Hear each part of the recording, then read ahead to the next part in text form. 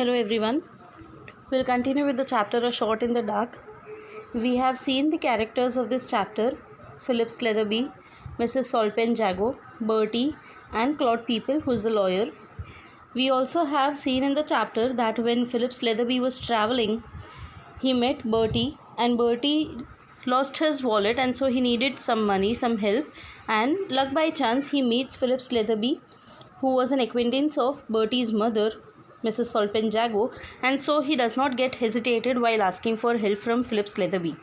But Philip Sletherby was a little hesitant in giving him money, so he first of all tries to test whether Bertie was saying the truth or not, saying that, asking some questions to Bertie. Philip Sletherby gets a view that Bertie was lying, and he was suspicious of what all things Bertie said about himself and Mrs. Solpen Jago. So finally, after leaving from the train, Philip Sletherby does not give any money to Bertie. And Bertie, he was very much disappointed because he was now in a position where he did not have money and he had to go to a place where he actually needed money. Later on, when Philip Sletherby, he reaches Brilmenor with Claude People, while on the way they talk about the car that they were being hosted in, and both of them they praise the car a lot, and they were talking about the car. Further we'll see today in this chapter.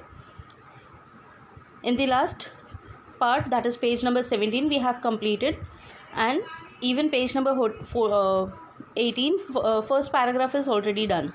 We'll begin with the second paragraph on page number 18. Claude People was not the sort of man to notice an absorbed silence on the part of a companion. He had been silent himself for nearly an hour in the train, and his tongue was making up for the lost time.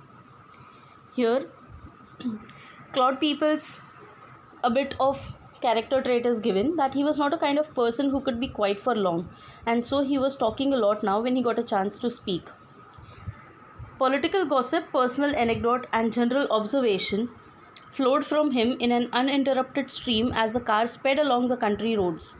Just as the car turned in at the Brill entrance gates, Claude People captured Sletherby's attention by switching his remarks to the personality of their hostess.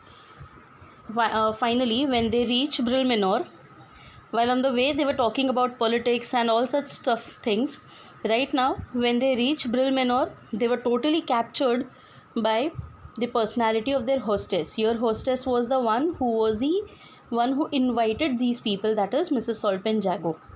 So they were totally captured by the personality of Mrs. Solpen Jago. Brilliant woman, level-headed, a clear thinker, knows exactly when to take up an individual or a cause, exactly when to let him or it drop. Influential woman, I wouldn't dare upset her, but too restless. No repose. Repose means the state of rest or sleep, the meaning is already mentioned. Good appearance too, till she made that idiotic change. Here, a little bit of character trait of Mrs. Solpen Jago is given. She was a brilliant woman, level-headed, that means she had a good intelligence level. She was a very clear thinker. Moreover, she knew exactly when to take up an individual or a cause, that is, when to talk to a person and about what, she knew that very well. Exactly when to let him or it drop, that means कब किससे बात करनी है, किससे नहीं करनी है, किसका कब काम आ सकता है कोई इंसान, वो उनको बहुत अच्छे से पता था. She was influential and I wouldn't dare upset her. Here Philip Sletherby thinks that he could not afford upsetting Mrs. Solpen Jago, क्योंकि वो बहुत ही ज़्यादा इन्फ्लुएंशियल थी, उनके कॉन्टैक्ट्स बहुत अच्छे थे. तो अगर वो मिसेस सॉल्पेन जैगो को इम्प्रेस कर लेते अपनी बातों से, तो मिसेस सॉल्पेन जैगो उनके बारे में सिफारिश करते दूसरे पॉलिटिकल लीडर्स को, और इसके थ्रू फिलिप स्लेथरबी का इलेक्शंस में जीतना पॉसिबल हो जाता. Change? Queried Slytherby, what change? What change? You don't mean to say? Oh, of course, you have only known her just lately. Here, when Claude People mentioned a few character traits about Mrs. Solpen Jago, Philip Sletherby asked कि ऐसे तो क्या changes आ गए, because मैं अभी उनसे मिला था. She used to have beautiful dark brown hair which went very well with her fresh complexion. Then one day, about 5 weeks ago, she electrified everybody by appearing as a brilliant blonde. Quite ruined her looks. Here we are. I say, what's the matter with you? You look rather ill. Here, Claude People tells about the change that Mrs. Salpin Jago brought in her outlook. She already had a kind of hair color which she changed, and she surprised everyone by changing her hair color, which actually did not suit her. She was having a kind of hair color earlier, that is dark brown, and now she had blonde hair. With this, the chapter is over. The writer has given an abrupt ending, but this abrupt ending is for the readers to think.